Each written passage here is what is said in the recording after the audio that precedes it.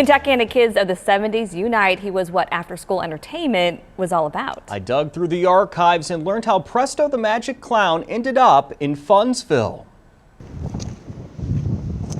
Simpler times. The days before David Conover wore a mask, and when the things he's carrying in a binder and box came to life on the television screen. I'd begun the second grade. You'd get home, you'd flip on the TV.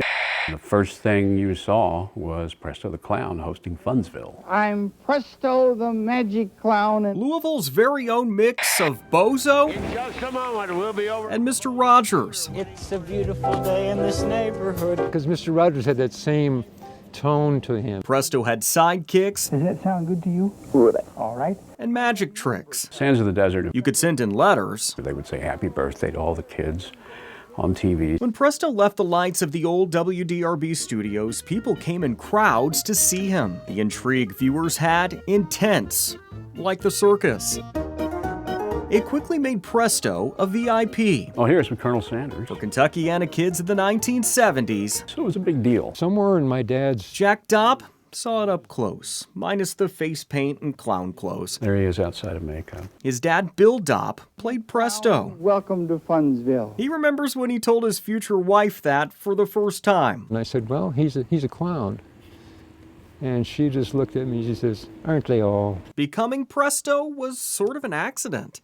He was a magician. And a booking agent. My mom and dad were kind of like Rolling Stones. They never would stay in one place very long. Chicago. But when Bill was in Chicago for work, he got a nudge toward clowning in a parade. The clown that was supposed to do it couldn't do it, or whatever.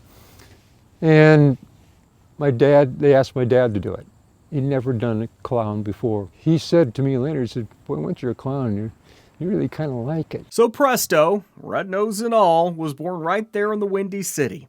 Some time would pass, experience gained, and then he found himself interviewing in the Derby City after seeing an ad for a kids show from WDRB. And they hired him on the spot. He moved to Louisville with my mom, and she became Honey Bunny and J. Fred Frog. Would hold the wand and help with the magic tricks. The childhood memories began for others who didn't have the last name of Dopp. I'm Presto. Today, Presto the Clown and Funsville are cherished nostalgia around here. I'm very much a believer in the idea that time is place.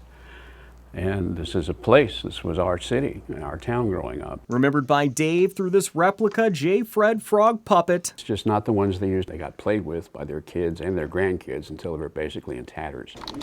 And this Facebook page Dave helps run, where Presto pictures are shared and stories exchanged. This can instantly take you back. Bill Dopp passed in 1994. The photo in his obituary was of Presto. His honest love for entertaining children can be extinguished, not even in death.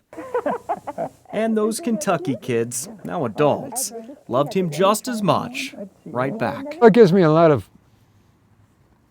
hope, I guess, that there are people out there that can make change. Welcome to Funsville. The fact that it was my dad, that was great. Presto's family doesn't have a lot of his old costumes or props. It's kind of an agreement among magicians to give it to the next generation of magic makers.